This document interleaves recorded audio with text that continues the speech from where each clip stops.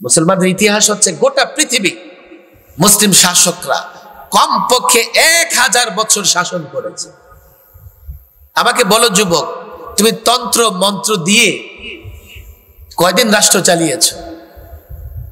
50 বছর, কিন্তু পশ্চিমাদের গোলামি করা ছাড়া, পশ্চিমাদের হুকুম ছাড়া বাথরুমেও যেতে পারো না।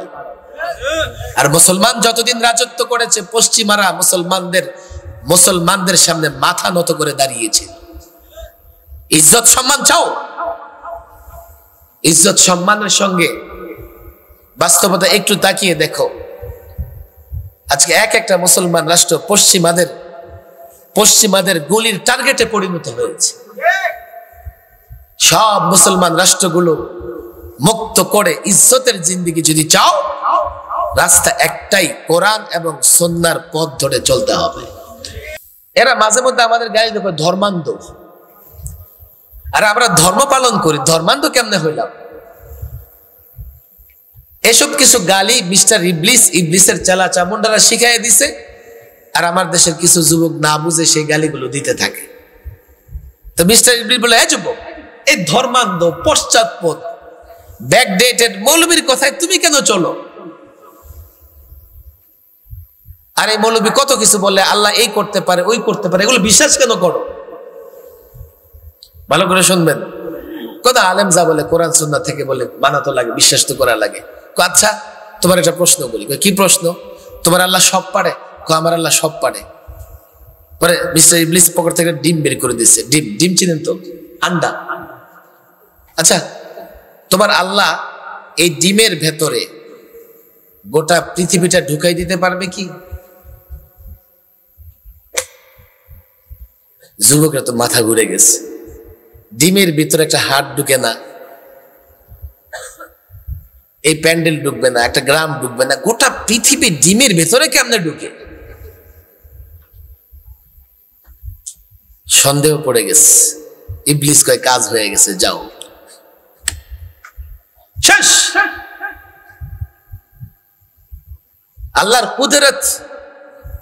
আল্লাহর কুদরতে তোমার সন্দেহ তৈরি হয়ে গেছে। আল্লাহ সব পারে।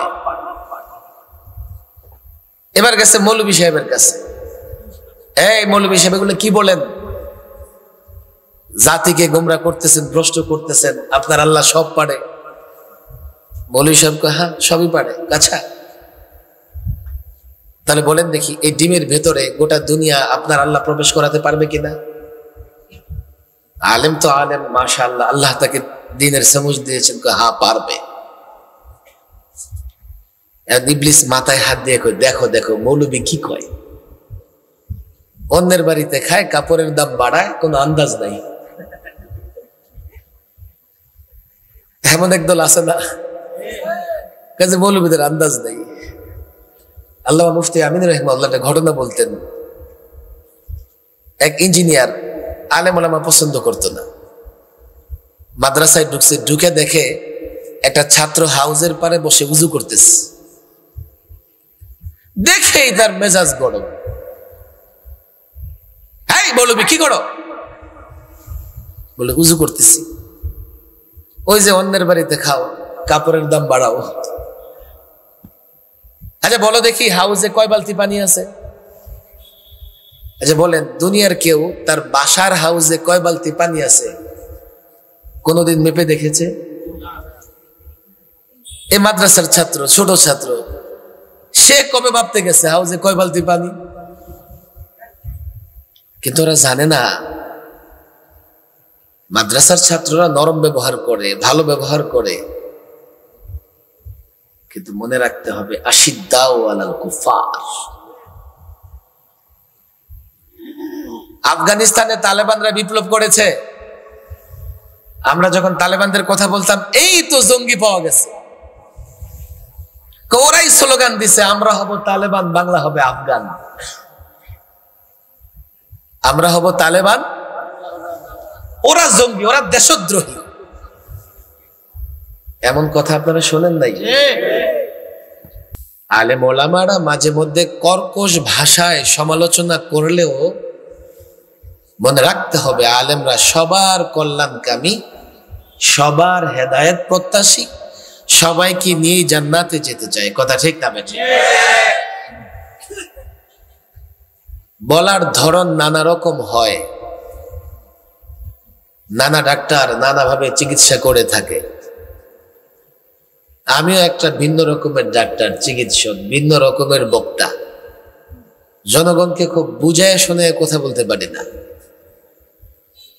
জনগণকে নরম ভাষায়ও কথা বলতে পারি না, মাঝে মধ্যে একটু উঁচু ভাষায়, কর্কশ ভাষায়ও কথা বলা লাগে।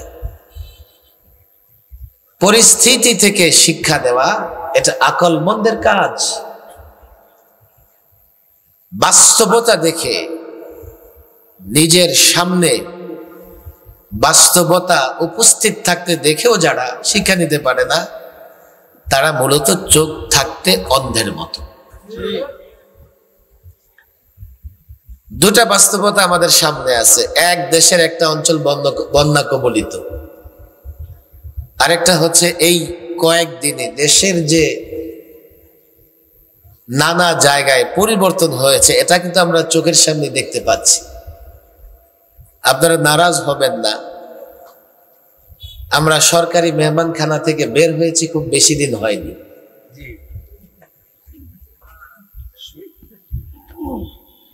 মাত্র বছর খানেক আগে যারা আমাদের সঙ্গে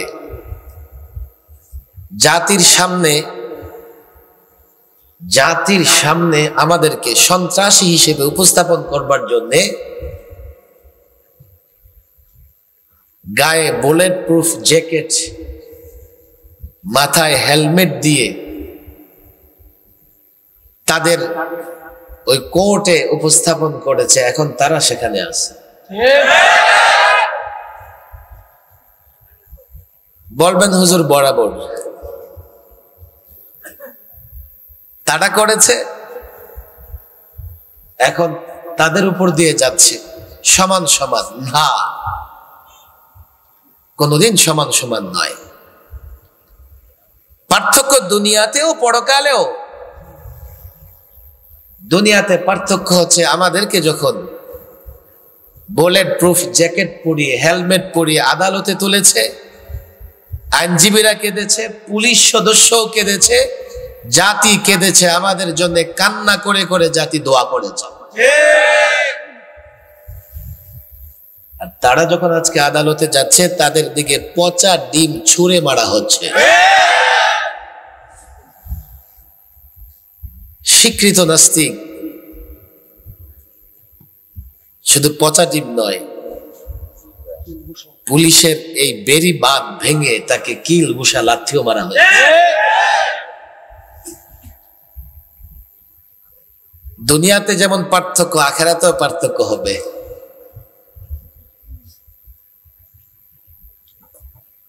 বারবার আমরা বুঝাবার চেষ্টা করেছি, বারবার বলেছি এই জাতিকে, কে আমাদের কথা শোনে? আলেমরা কোনো অপরাধ করে নাই। আমি বলি না যে কোনো আলেম ভুল করতে পারে না, আলেম মাসুম নন, তার দ্বারা ভুল হতে পারে। কিন্তু আলেমদের সঙ্গে যে ন্যাক্কারজনক দুর্ব্যবহার করা হয়েছে, এটা কোনো অপরাধের জন্য নয়, এটা আলেমরা তাদের দায়িত্ব পালন করেছে। আলেমরা দ্বীনের পক্ষে কথা বলেছে, আলেমরা মূর্তিবাদের বিরুদ্ধে কথা বলেছে। যা নবীরা করেছে আলেমরা তাই করেছে, অপরাধ করে নাই। আলেমরা যখন দায়িত্ব পালন করেছে, তখন যখন আলেমদের উপর জুলুম করা হয়েছে, আল্লাহ তা বরদাস্ত করতে পারে নাই, কল্পনাও করে নাই কেউ। আপনি একটু চিন্তা করে দেখেন, এখনো আপনার বিশ্বাস হবে না। এত দাম্ভিকতা, এত অহংকার, কাউকে পাত্তা দেয় না, কাউকে পাত্তা দেবার দরকারও মনে করে নাই। এখন চোরের মতো পালানোর প্রয়োজন হয়েছে কেন? আমরা বলেছি, আমাদের কথাগুলো শোনে নাই। যা হবার তাই হয়েছে, যা ঘটবার তাই ঘটেছে, যা ঘটবে বলে আমরা আশঙ্কা করেছিলাম তাই হয়েছে। এটাই স্বাভাবিক, এর চাইতে ব্যতিক্রম আশা করবার কোনো সুযোগ ছিল না।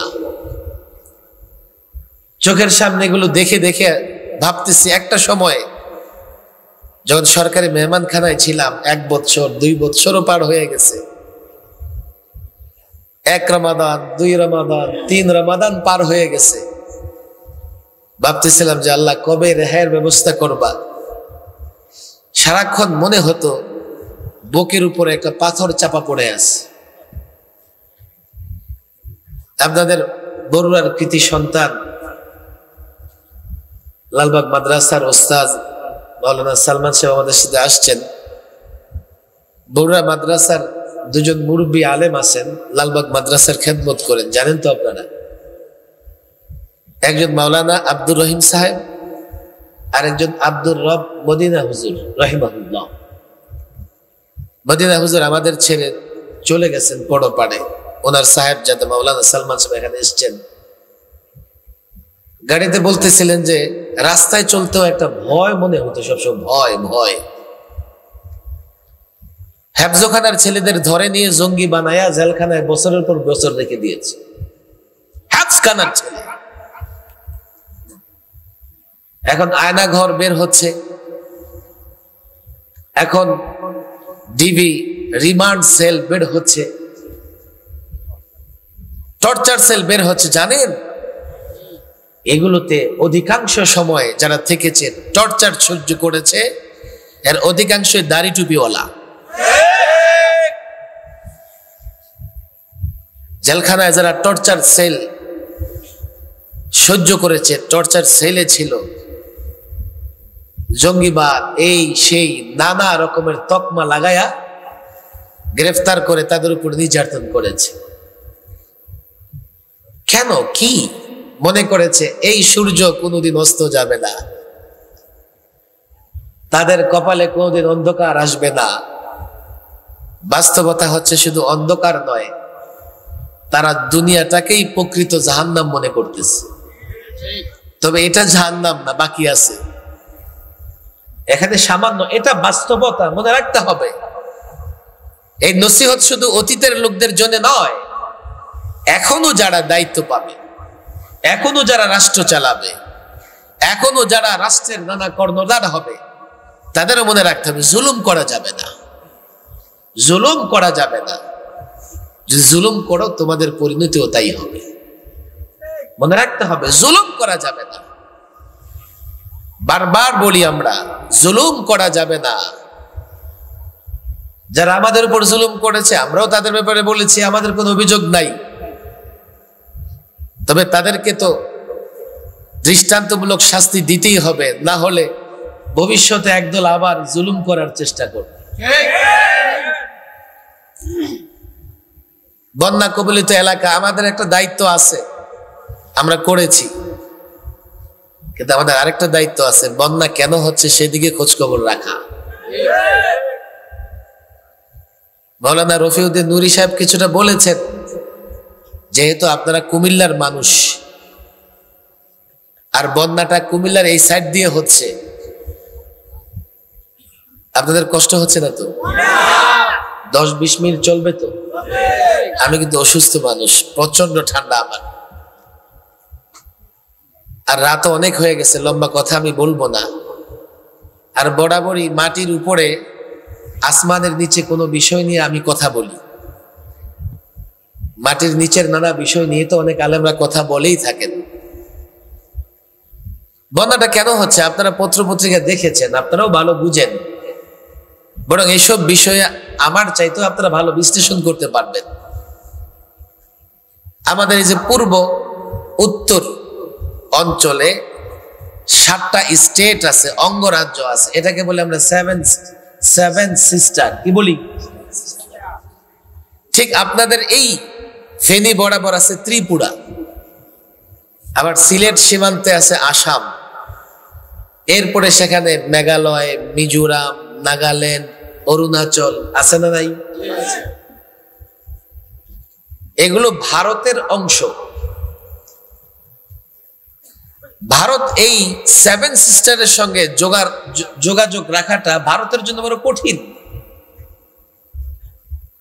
উত্তর এবং পূর্বাঞ্চলের ঠিক ভুটান এবং এই অঞ্চলের মাঝামাঝি একটা ছোট্ট করিডোর দিয়ে ভারতের 7 সিস্টারের সঙ্গে যোগাযোগ রাখতে হয়।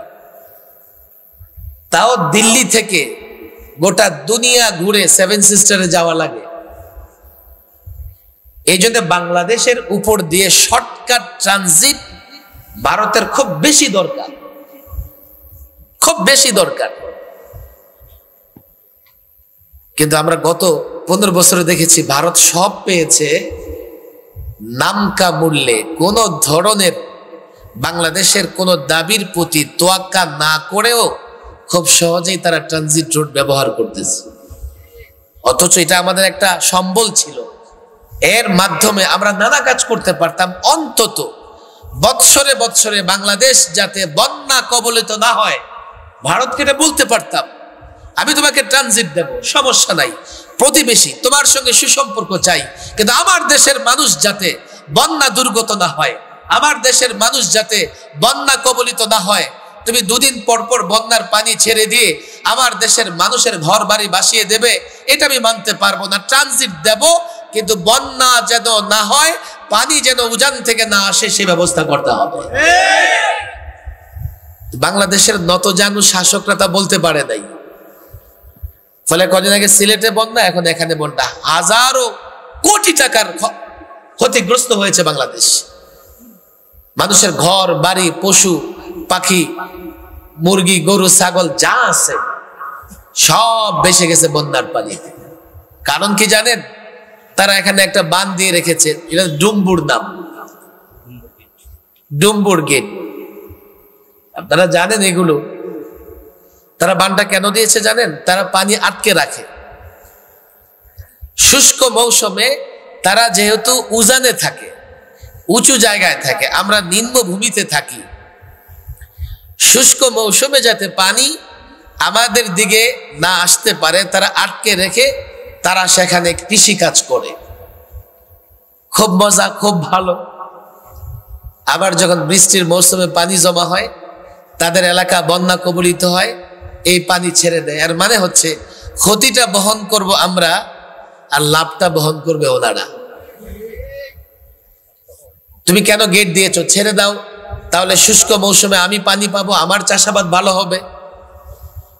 যদি আমি ফলন ভালো পাই আর বর্ষা মৌসুমে একটু পানি বরদাস্ত করা লাগে, সেটা আমি করে নেব।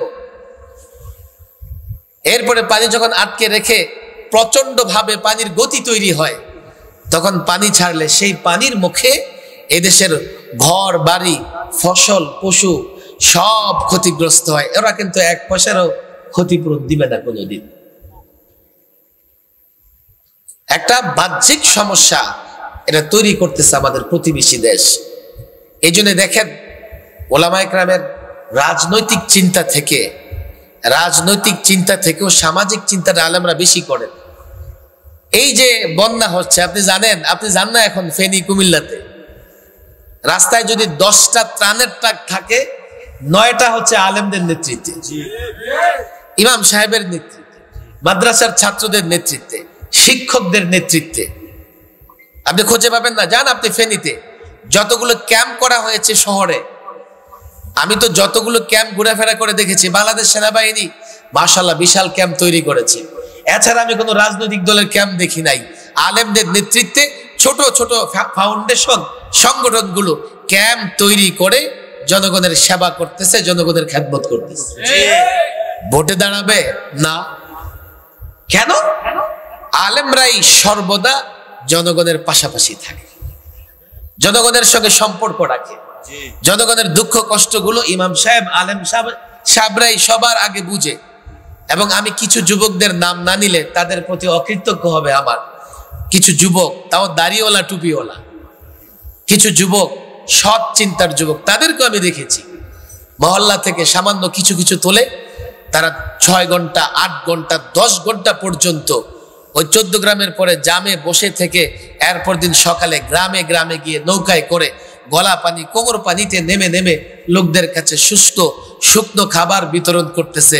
আপনি জানেন সে এলাকার বন্যার পরিস্থিতি এমন, ঘর থেকে বের হয়ে কোথাও গিয়ে টাকা থাকলেও কোনো কিছু ক্রয় করে খাবারের তৌফিক তাদের নাই। দুটা বিষয় সামনে আসছে। এই বাস্তবতা থেকে আমি বরুণার মানুষ, দেখেন দিনদার মানুষ, এবং এই বরুণাতে অনেক আলেম ওলামা আছে, অনেক ছাত্ররা পড়াশোনা করে, এবং আমি যুবকদেরকে বলবো, দল, রাজনীতি, ক্ষমতা কেন্দ্রিক রাজনীতি এটা এক জিনিস, আর জনগণকে সঙ্গে নিয়ে সমাজে ভালো থাকা, সমাজে মানুষের কল্যাণে কাজ করা, সেটা ভিন্ন জিনিস। এই যুব সংগঠন, আপনারা যারা মাহফিলে আসেন সেই কাজগুলো করবো তো ইনশাআল্লাহ। অনেক কথা দেখেন, লম্বা সময় আমরা মাহফিলে কথা বলেছি, চিন্তা করতেছি যে একটা কথা তো বলতেছি, এর জন্য যাবার কয়দিন রিমান্ডে থাকা লাগে। এখন মুক্ত, আপনারাও মুক্ত, দেশ মুক্ত, জাতি মুক্ত। এখন কিছু কথা আমরা বলি, আমি মনে করি এটা আপনাদের কল্যাণের জন্য। যেই কথা দিয়ে আমি শুরু করেছিলাম যে আলেম ওলামাদের বিরুদ্ধে সবচাইতে একটা বড় অপবাদ হচ্ছে আলেমরা জঙ্গি। কথা ঠিক না বেঠিক? পাড়া মহল্লার অনেক যুবক না জেনে না বুঝে আলেমদের জঙ্গি বলে গালি দেয়, দেয় কি দেয় না? বলবেন হুজুর আপনারা জঙ্গি না হলে আপনাদের জঙ্গি বলে কেন গালি দেয়? কেউ কেউ বলতে পারে। আমি এটা পরিষ্কার বলি, এই যে জঙ্গি বা সন্ত্রাসী বা সাম্প্রদায়িক, দেখেন কত কথা, রাত অনেক হয়ে গেছে, আপনাদের কষ্ট হবে। আমাদের আরেকটা গালি দেয় যে আপনারা সাম্প্রদায়িক। সাম্প্রদায়িক বুঝেন তো? সাম্প্রদায়িক হলো সম্প্রদায় থেকে যে শুধুমাত্র নিজ সম্প্রদায়ের চিন্তা করে তাকে বলে সাম্প্রদায়িক। আচ্ছা, ইসলাম কি শুধুমাত্র মুসলমানদের কথা বলে না সব মানুষের কথা বলে? ইসলাম শুধু মুসলমানদের কল্যাণের জন্য না সবার কল্যাণের জন্য? আমরা নাকি সাম্প্রদায়িক, আমরা নাকি উগ্রবাদী। এই জন্য আমি তখন সরকারি মেহমানখানায়, এই কুমিল্লার বগুড়াতেই তো নাকি একটা মন্দিরে ওই যে কোরআন শরীফ রাখাকে কেন্দ্র করে গন্ডগোল হচ্ছে। কোথায়? কুমিল্লা শহরে, রানীর দিঘির পারে। ভালো করে শোনেন তো, শুনে শুনে ভাবতে থাকলাম, হায় হায় হায়, ওই এলাকায় যদি টুপিদারিওয়ালা থাকে ওদের কপালে আর রক্ষা নাই। ঠিকই দুদিন পরে দেখি যে বেশ কিছু টুপিদারিওয়ালা।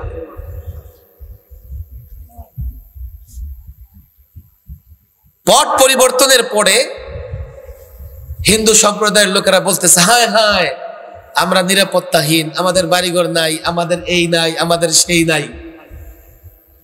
প্রত্যেকটা মন্দির, প্রত্যেকটা হিন্দুদের উপাসনালয় পাহারা দিয়েছে মাদ্রাসার ছাত্ররা। এরপরে বৈষম্য বিরোধী আন্দোলন যারা করেছে, স্কুল কলেজ ইউনিভার্সিটির ছাত্র, তারাও দিয়েছে। বলে হুজুর আপনারা কেন দিয়েছেন? আমরা এই জন্যই দিয়েছি, দিল যেই মারুক না কেন বলবে যে টুপিদারিওয়ালারা মেরেছে। কথা ঠিক না বেঠিক? আমরা যদি হিন্দু সম্প্রদায়ের নিরাপত্তার ব্যবস্থা করতে পারি, আমরা সাম্প্রদায়িক কেমনে হইলাম? কেন আমাদের সাম্প্রদায়িক বলো? আমরা জঙ্গি। জঙ্গি এটা আমাদের মুসলমান যুবকরা বলে, কিন্তু ওদেরকে শিক্ষা দিয়েছে শব্দটা পশ্চিমারা, যারা ইসলাম মুসলমানকে ধ্বংস করতে চায়। এই গত সরকার, এই সরকারের মন্ত্রীরাও দফায় দফায় এই জঙ্গি, এই সন্ত্রাস, এই টুপিদারিওয়ালাদের বিরুদ্ধে নানাভাবে কটাক্ষ করেছে। আমরা জোর গলায় প্রতিবাদ করতে পারি নাই, কেন জানেন? আমারে ধরে নিয়ে জঙ্গি বানায় ফেলবে। আজকে পরিষ্কার বলি, এ যুবক তোমাকে বলি, তুমি দেখো তোর ইমাম সাহেবের সঙ্গে সম্পর্ক তোমার আছে। এই মাদ্রাসার ছাত্ররা চীন জাপান থেকে আসে নাই, তোমার ভাই, তোমার ভাতিজা, তোমার এলাকার। এই মাদ্রাসাগুলো, এগুলো কোনো দুর্গ নয়। এই মাদ্রাসাগুলো ওপেন। মাদ্রাসা মসজিদে তুমি যাও, মাদ্রাসার ঘরে তুমি যাও, মাদ্রাসার ছাত্রদেরকে তুমি দেখো। বাংলাদেশের প্রত্যেকটা মাদ্রাসা এলাকার লোকদের অনুদানে চলে। এগুলো জঙ্গলে কিংবা সমুদ্রের বুকে একা একা কোনো মাদ্রাসা চলে না। এই দেশের মানুষ প্রত্যেকটা মাদ্রাসায় প্যাট্রোনাইজ করে, সহযোগিতা করে, ছাত্রদের সঙ্গে মহাব্বত রাখে, মাদ্রাসা মসজিদে গিয়ে নামাজ পড়ে। মাদ্রাসা ছাত্রের 24 ঘন্টা তার সামনে উন্মুক্ত থাকে, কখন সে জঙ্গি হবে, কখন সে ট্রেনিং দিবে। হ্যাঁ, শামসুদ্দিন মানিকের মতো সেই চোর যেই চোর কলাপাতা বিছায়া শুয়ে আছে জঙ্গলে, গলায় গামছা লাগায়া যাকে সীমান্ত এলাকা থেকে ধরে নিয়ে আনা হয়েছে, এই চোর, এই বেঈমান, এই নাস্তিকদের গোষ্ঠী টেলিভিশনে টকশোতে আলেম ওলামা মাদ্রাসার ছাত্র দাড়িওয়ালা টুপিওয়ালাদের বিরুদ্ধে বিশুদ্ধার করেছে। আর ক্ষমতাসীনরা তাদের কথায় লম্পজম্প করেছে, দাম্ভিকতা প্রদর্শন করেছে। জাতির সামনে আগেও বলেছি, পরিষ্কার বলেছি, হ্যাঁ আমি দিন প্রতিষ্ঠার কথা বলি, আমি কোরআন প্রতিষ্ঠার কথা বলি, আমি ইসলামের জন্য, দেশ রক্ষার জন্য জিহাদের কথা বলি। আমি জঙ্গি নই, আমি সন্ত্রাসী নই, আমি এই পৃথিবীর সবচেয়ে নিরীহ, সম্ভ্রান্ত, ভদ্র, আমি নিরীহ নই শুধুমাত্র, আমি সমাজের মানুষের সঙ্গে কাঁধে কাঁধ মিলিয়ে চলি। যারা আলেমদের জঙ্গি বলেছে, আলেমদের সন্ত্রাসী বলেছে, এই মহল্লায় যদি কেউ থাকে, পাড়ায় যদি কেউ থাকে, এলাকায় যদি কেউ থাকো, তওবা করো। আল্লাহর কসম করে বলি, ক্ষমতাসীনদের পরিণতি দেখো, তওবা না করলে এখানেও তোমরা লাঞ্ছিত হবে, পরকালেও লাঞ্ছিত হবে। ভুলেও এই ধরনের আলেম ওলামা ছাত্রদের লক্ষ্য করে জঙ্গি সন্ত্রাসী বলবেন না, সাম্প্রদায়িক উগ্রবাদী বলে গালি দিবেন না। আপনি দেখেন না, চীন জাপান থেকে ছাত্ররা আসে আপনার মহল্লার। এই ষড়যন্ত্র হচ্ছে পশ্চিমাদের। তাফসীরের কিতাবে একটা ঘটনা আসছে, আমি লম্বা করব না, ঘটনাটা বলে আমি আমার প্রোগ্রাম আলোচনা শেষ করে দেব। মিস্টার ইবলিস তার পরিষদ নিয়ে বৈঠকে বসছে। বৈঠকের প্রতিবাদ্য বিষয় কি, এজেন্ডা কি? ওই যে যুবক, সে এক আলেমের সঙ্গে সম্পর্ক রাখে, এই সম্পর্ক ছিন্ন করে দিতে হবে। আপনারা বলবেন হুজুর কেন? মিস্টার ইবলিসের অভিযোগ হলো, যুবক যদি আলেমের সঙ্গে সম্পর্ক রাখে তো আলেম থেকে দিনই নানা বিষয়ে জিজ্ঞেস করে করে বুঝে নিয়ে দিনের উপর আমল করবে। আমি এই যুবকের বক্তব্যে পড়তে দেই নাই, মাদ্রাসায় পড়তে দেই নাই, এখন সে কোথাকার এক মৌলবি পেয়েছে, তার পিছনে পিছনে ঘুরে যাও। যুবকের সম্পর্ক আলেমের সঙ্গ থেকে ছিন্ন করে দাও। একদল গেছে, কিন্তু যুবক তো আলেমকে মহব্বত করে আল্লাহর জন্য, অনেক ষড়যন্ত্র করেও আলেমের সঙ্গে সম্পর্ক ছিন্ন করতে পারে নাই। আসছে ইবলিসের কাছে, এই কি খবর? কয় না, সম্ভব না। যুবক আলেমকে মহব্বত করে আল্লাহর জন্য বহু চেষ্টা করেছে। থাম তোরা ফেল, আমি নিচে যাবো। ইবলিস এবার নিজে গেছে, গিয়ে যুবকরে প্রশ্ন করতেছে, যুবক আলেমরা তোমাদের এগুলো কি বলে? কি বলে এই জান্নাত, এই জাহান্নাম সব আল্লাহর হাতে, আল্লাহ সব পারে, আর তোমরা এই পশ্চাৎপদ দেখেন না? ওদের বড় সুন্দর সুন্দর কিছু গালি আছে,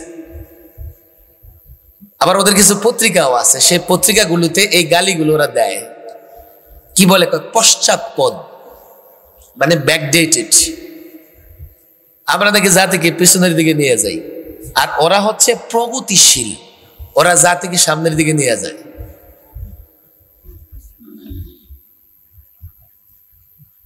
মৌলবীদেরকে কয় ধর্মান্ধ বলে, কি বলে না? একজন ধরা খাইছে না,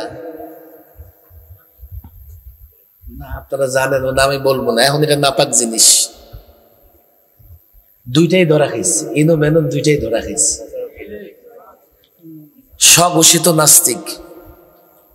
এই মেনন বলেছিল যে এই হিজাব এগুলো তো আরবের পোশাক।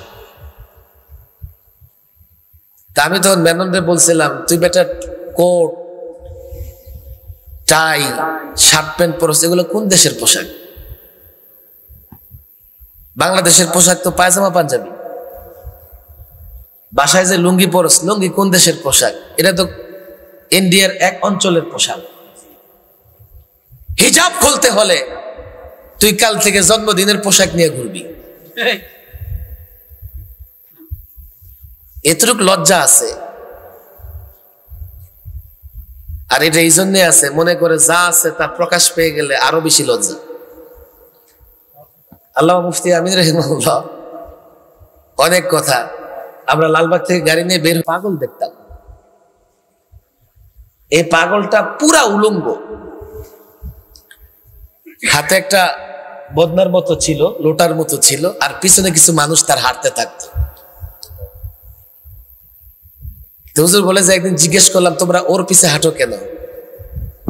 হুজুর ওর ভিতরে অনেক কিছু আছে।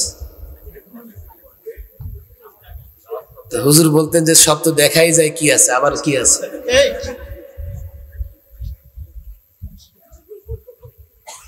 ওদের সব দেখাই যায়, ওরা কাপড় খোলুক আর না খোলুক। হিজাব আরবের পোশাক পরা যাবে না, আবার সে আরবে হজ করতে গিয়ে জমজম নিয়ে আসো কেন? জমজম তো আরবের পানি। আর হিজাব যদি আরব থেকে আসে, নামাজ তো আরব থেকে আসে, তো মাঝে মধ্যে আবার মসজিদে গিয়ে সেজদা করো কেন? এই ভণ্ড নানা সময় ইসলামের নানা বিষয় নিয়ে কটাক্ষ করেছে, তিরস্কার করেছে। আর মিস্টার ইনু ওই কুলাঙ্গার পার্লামেন্টে দাঁড়িয়ে আল্লামা আহমদ শফিকে তেতুল হুজুর বলে কটাক্ষ করেছিল।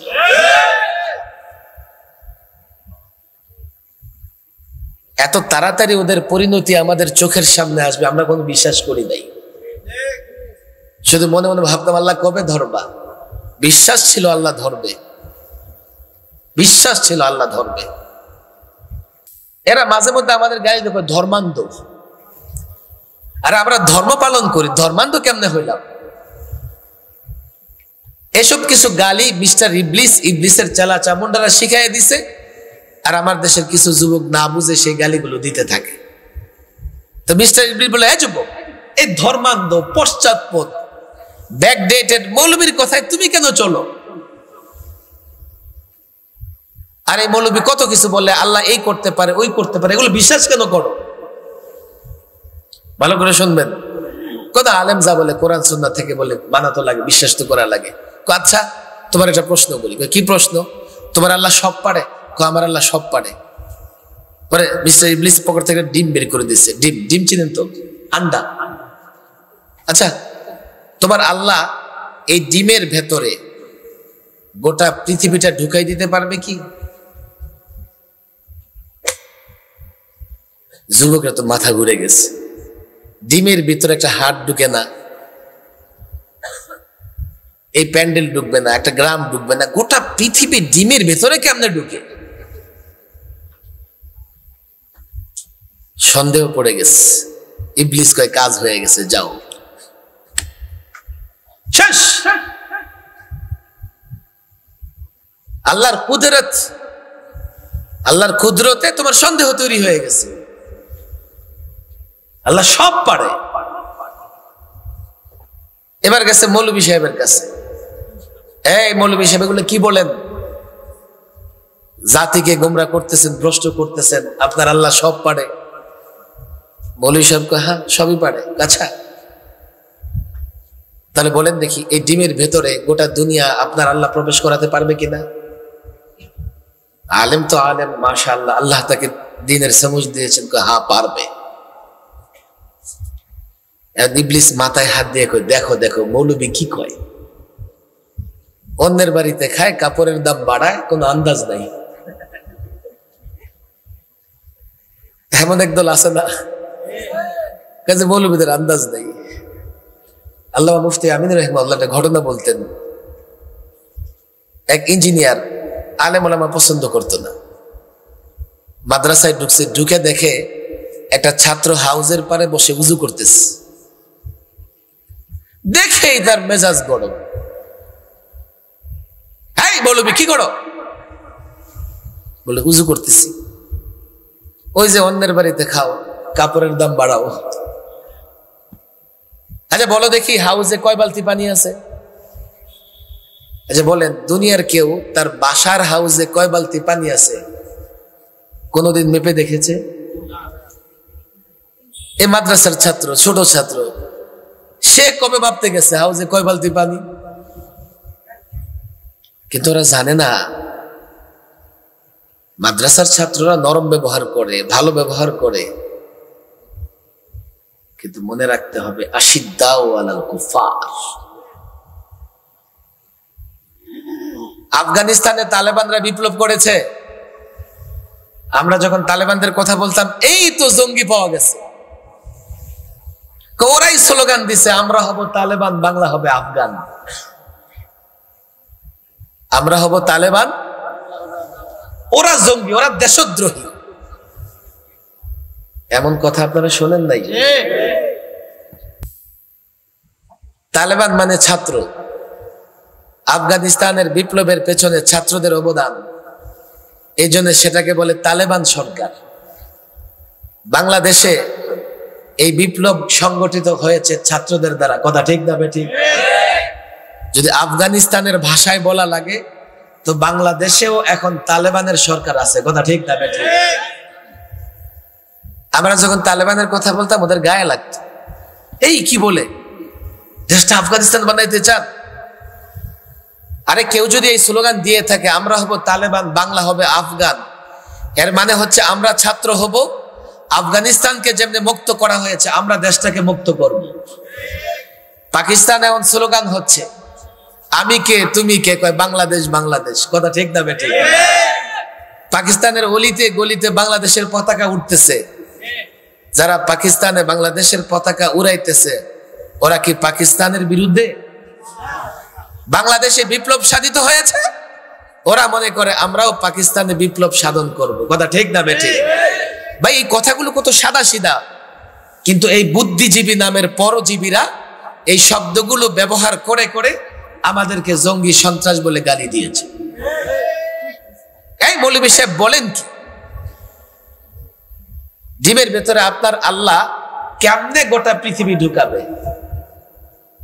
আলেম তো বুঝা গেছে মিস্টার ইবলিস।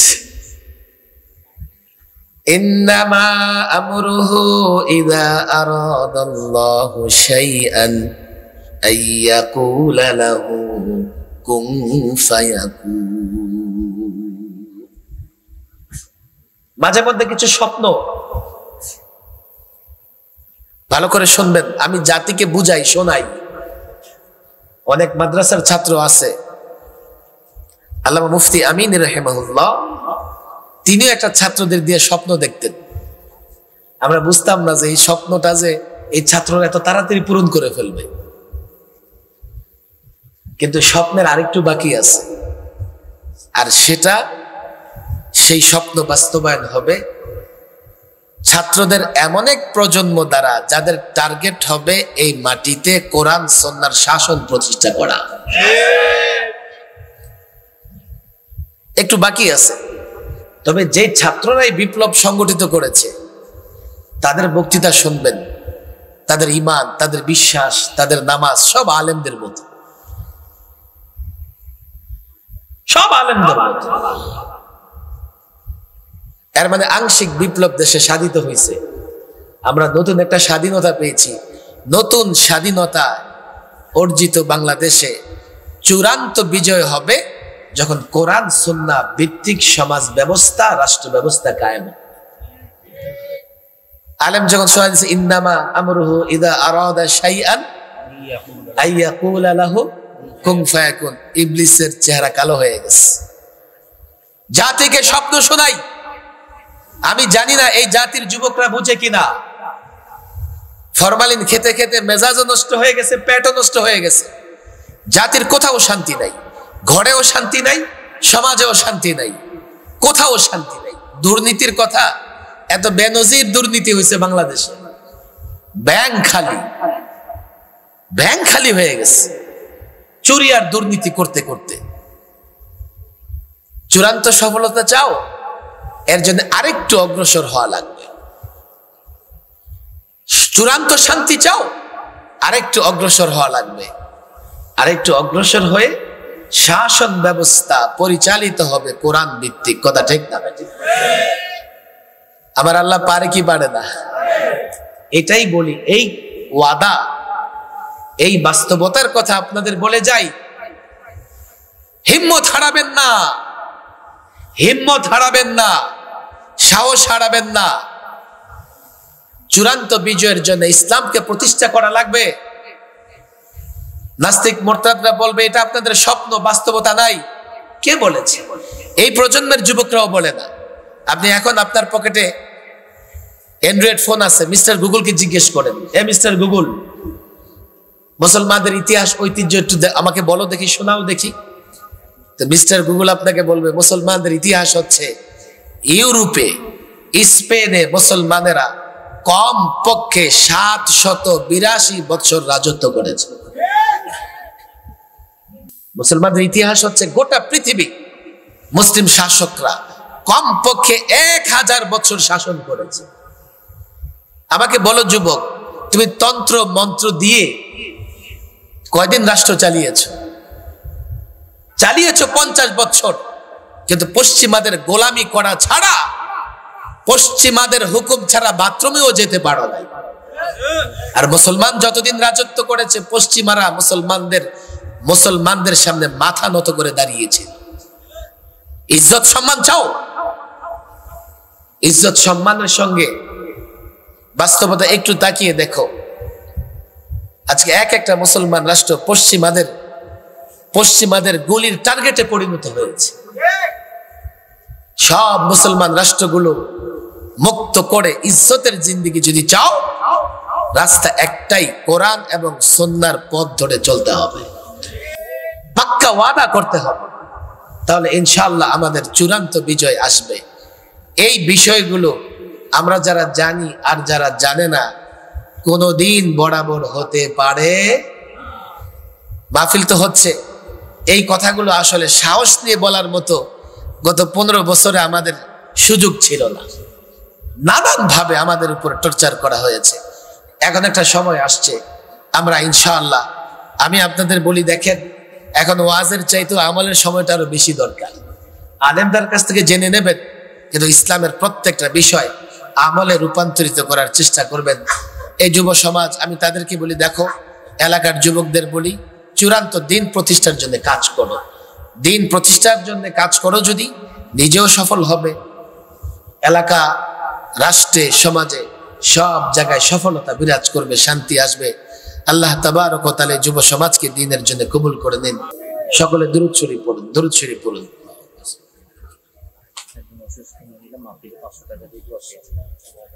একজন অসুস্থ মহিলা 500 টাকা দিয়ে দোয়া চেয়েছে।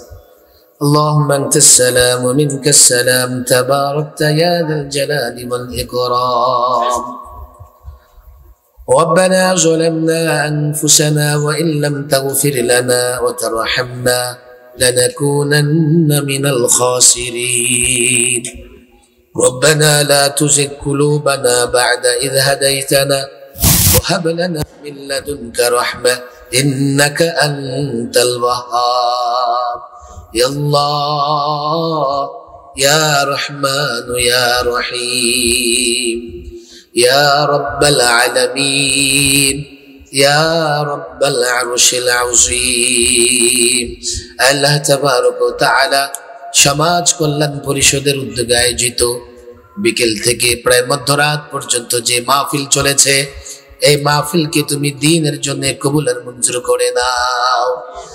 আল্লাহ তাবারক ওয়া তাআলা মাহফিল সফল করবার জন্য যারা শ্রম দিয়েছে, কষ্ট করেছে, অর্থ দিয়েছে, সকলের শ্রম, কষ্ট, মেহনত, অর্থকে তুমি দ্বীনের জন্য কবুল আর মঞ্জুর করে নাও। আল্লাহ এলাকাকে দ্বীনের জন্য উর্বর করে দাও। এলাকার সকল মানুষকে পরিপূর্ণ দ্বীন মেনে চলার তৌফিক দাও। আল্লাহ এই থানারই একটা অংশ বন্যা কবলিত হয়ে পড়েছে, কুমিল্লার একটা অংশ, ফেনী, লক্ষ্মীপুর, নোয়াখালী বন্যা কবলিত হয়ে পড়েছে। আল্লাহ তাবারক ওয়া তাআলা মানুষ বড় কষ্টে আছে, খুব দ্রুত এই পানি নিষ্কাশনের ব্যবস্থা করে দাও। সকল মানুষের দুঃখ কষ্ট দূর করে দাও। আল্লাহ বন্যার্ত মানুষের পাশে দাঁড়ানোর জন্য সকল দর্নাট্য এবং সম্ভ্রান্ত পরিবারের ব্যক্তিদের তৌফিক দাও।